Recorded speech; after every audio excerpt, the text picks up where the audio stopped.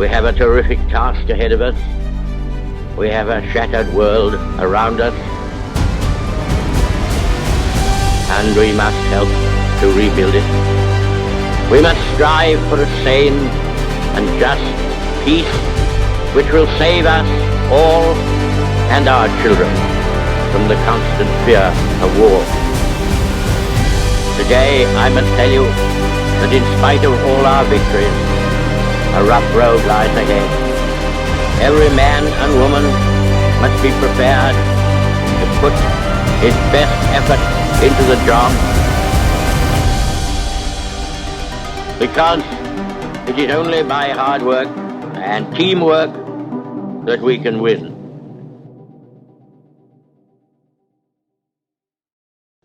We're about to cross the bridge of the Delaware River and we're going to go to New Jersey. I'm with my good friend, I will refer to you as JD. I'll keep your identity a mystery because of, well, you're not on social media. Very wisely not on social media. Good for you. We are in Philadelphia. The other side of the river is New Jersey, and there is the USS New Jersey. It's a ginormous World War II battleship that also served in Vietnam, the Korean War, all the way up into the 80s, the Lebanese conflict, and just shy of the Gulf War, I think. Should I mention that you were? Yep, okay, so my friend, who shall remain simply as JD, actually served in Iraq, so you narrowly missed seeing this battleship in action, which is quite interesting. This is a national treasure. This is a museum on the water. Today, we're looking at Vertex versus, actually it's in my pocket, there it is, the Longines. Gorgeous thing. 2 World War II inspired military watches. So let's go inside and take a look around.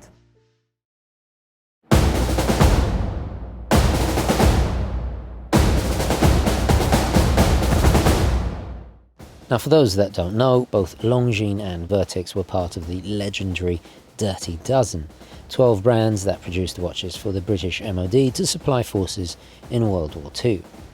However, you could not get a more contrasting backstory between these two brands. One is a global, even at one time a household luxury name, that today is part of the Swatch conglomerate empire, and the other an independent brand that could arguably be classified as a micro-brand. But this David and Goliath dichotomy gets even more fascinating. Now, the history of Longines is so long we could dedicate a whole series of videos on it and not even begin to cover it all. But essentially it was founded in 1832 and it was an early innovator in the anchor escapements and mono-pusher chronograph pocket watches, mainly to time equestrian sports, as early as 1878. There was of course the industry-leading navigational pilot watches with the collaboration of Charles Lindbergh along with the legendary pilot PVH Weems during the 1930s, and then seemingly endless awards over its almost 200 years of achievements. Longines in recent years have made a very visible effort to not only win over us watch enthusiasts with some very compelling offerings, but have still managed to keep one foot, or should I say hoof, in the malls and airport duty-free sections of over 150 countries. Meanwhile, Vertex was founded in 1916 by British watchmaker Claude Lion, a specialist in Swiss movements that then were recased in Britain for about 56 years before succumbing to the quartz crisis in 1972. In 2018, it was relaunched by Don Cochran, the grandson of the original founder. From January to March 1944, so you were telling me this is the year that Vertex were founded? Issued. So, oh my God. So that must be the last one, 1989, 44. That's extraordinary. So these are the 16-inch guns. I wouldn't want to be standing here when these things go off. Absolutely not. The smell of oil is how did you say? It's a cleaning, lubricant, protective. For weapons. Yeah, for weapons. Right. 18 stories up, to the top, to up there, and then 11 below, right? Below deck? Yeah, this is a massive ship. Yeah, this is ridiculous, yeah. So this is the original from World War II, which JD, my good friend, has brought, one in an auction. And then we have the modern equivalent. I think for my skinny little wrist, it's gonna be perfect. Oh my God. It is perfect. We need a 36 millimeter. I know the crystal's new, but it is nice. It is really nice. Some of the chrome has come off, but it kind of gives it that, it's almost like the bronze. Yeah, Yeah. some magic patina. So my good friend JD drove all the way down from New York City to bring us this so we could compare it to the new one, which is quite extraordinary. We're very lucky, so thank you, my friend.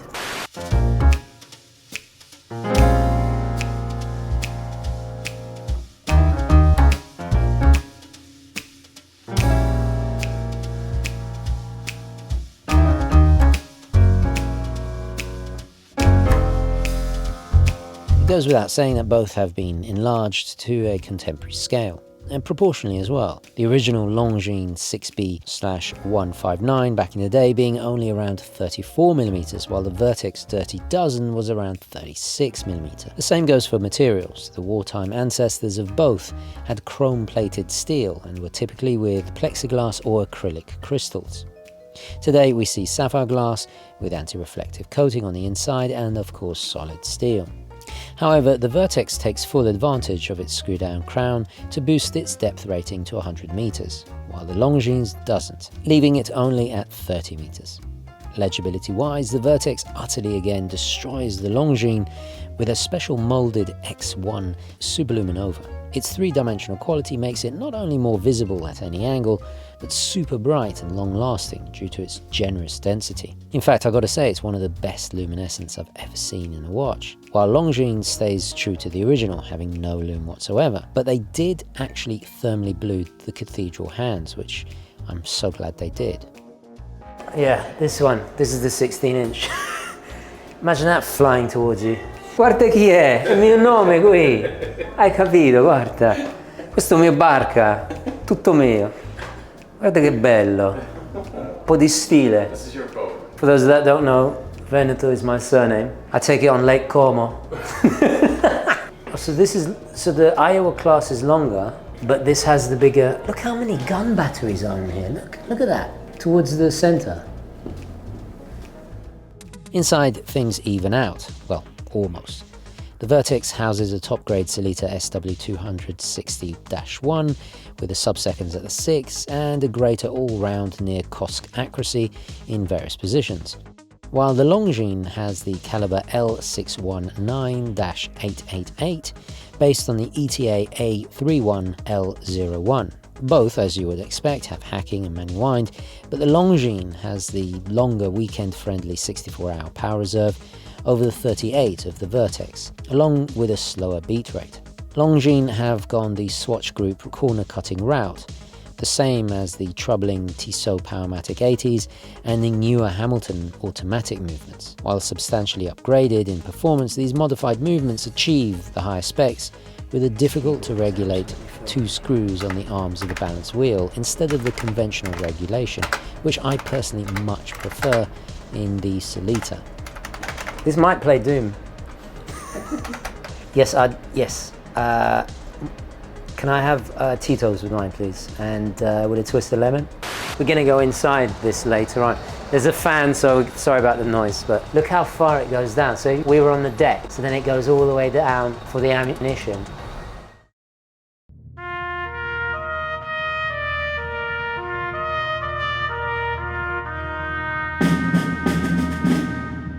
While one is indeed a pilot watch and the other more of a field watch, their core purpose of ultra legibility and clarity was fundamentally the same. You can see the influence of both in many subsequent post-war watches for decades after. Very much the same way Hanhart inspired every other military chronograph that followed them. The original Dirty Dozen Vertex WW caliber 59 was based on parameters set by the British MOD, as was the original Longines, which is based on the 6B/159, reference 4830, a mil-spec set for pilots. Therefore, they were almost indistinguishable from watches of other brands in the Dirty Dozen. The Vertex has done an amazing job of taking the original requirements of a matte black dial, luminescent hands, Arabic numbers, indices, subsidiary seconds placement, and a case resistant to water, dust and shock, as specified by the original WW, and essentially made it bigger to improve performance while keeping the original style and only making improvements when needed. Take, for example, the red dots for orientation, which are an upside-down version of the once seen cannot be unseen at the 12 o'clock. And then there's the case. It's now entirely brushed, as back in the 1940s it was all polished. The idea of parkerized ultra-matte finishing to avoid reflection and thus giving away one's position to the enemy in the field did not come until later mil-specs, like the W10 timepieces, for example, used in Vietnam and so on, or my very own Hamilton for that matter.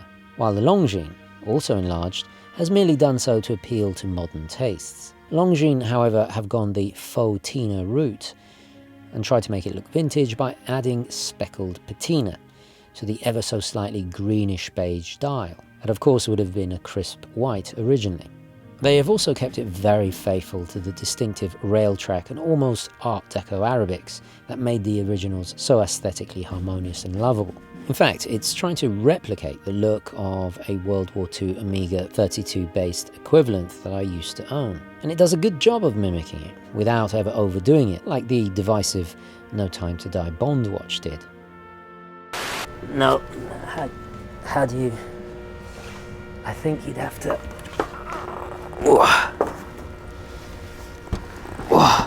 Actually, that's not too bad, but if you wake up in the night, bam, you know?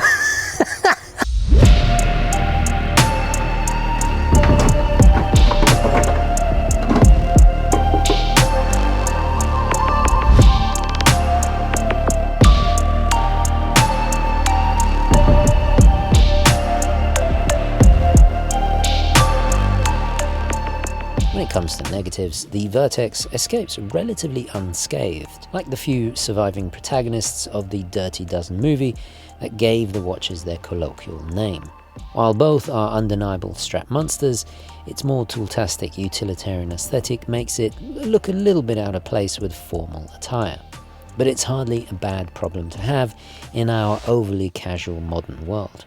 Quality-wise, the watches match up quite equally, both easily comparable to most Swiss-made entry-level luxury brands under or around the 5K mark. However, the Vertex does cost considerably more than the Longines, even competing with the likes of the Tudor Ranger for around the same price. While the Vertex certainly has the more illustrious history compared to the Ranger, it's a tough place to be in terms of competition. While I don't tend to mention it often in reviews, Vertex has gone one step further with the outstanding packaging, along with lots of extra accoutrements.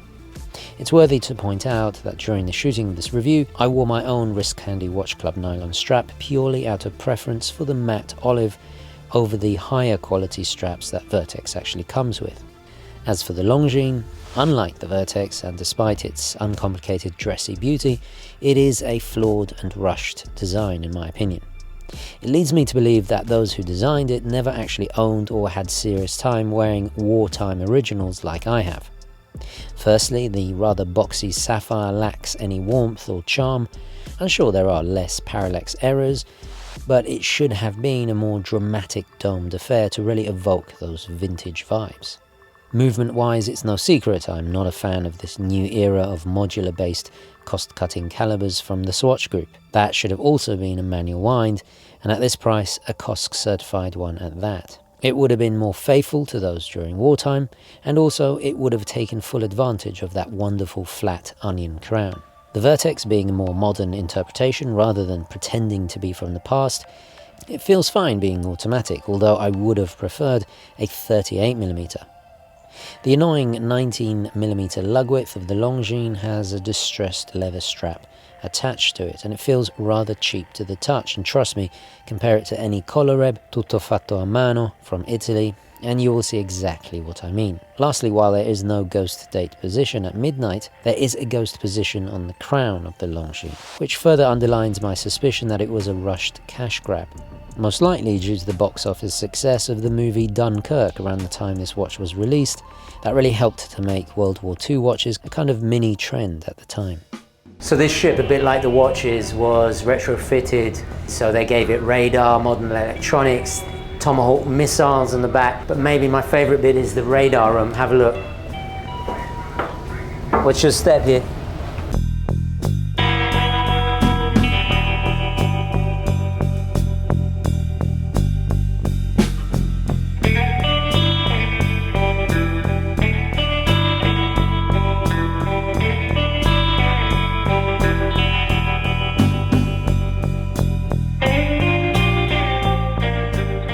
So in conclusion, the Vertex is unquestionably the winner out of the two in almost every regard.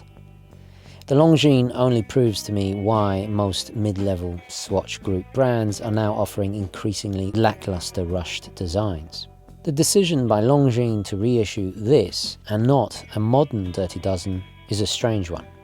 Now if you follow the channel, you will know that this was Omega's domain, as they historically produced far more, so much so, eventually even becoming known as the Spitfire watch, laying the foundations of what would become the pre-diver first Seamasters of the post-war period that we have chronicled many times in several videos.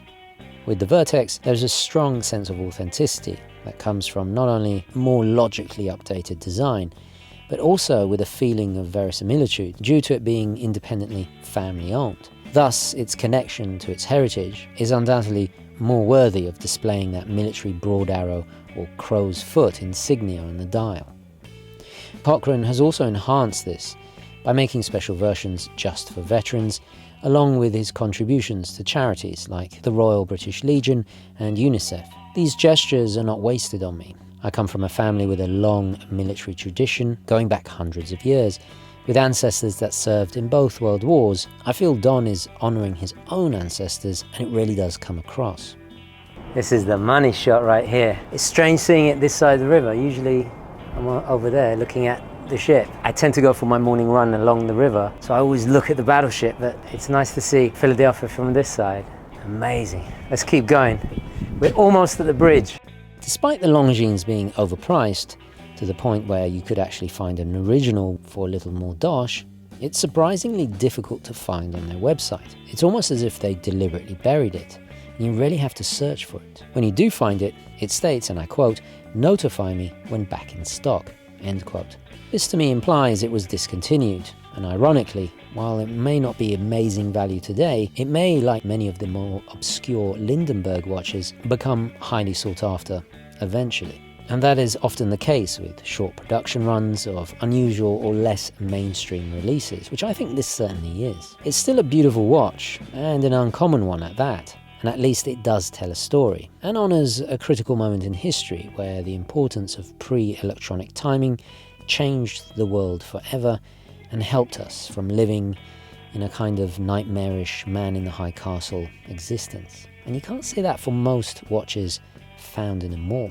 So a very special thank you to Authorized Watch Dealer and America's most prestigious chain of watch stores, Shreve, Crump Low, for so generously loaning in the Longines from their wonderful pre-owned offerings, and obviously Don at Vertex for allowing me time with his watches. So let me know your thoughts below.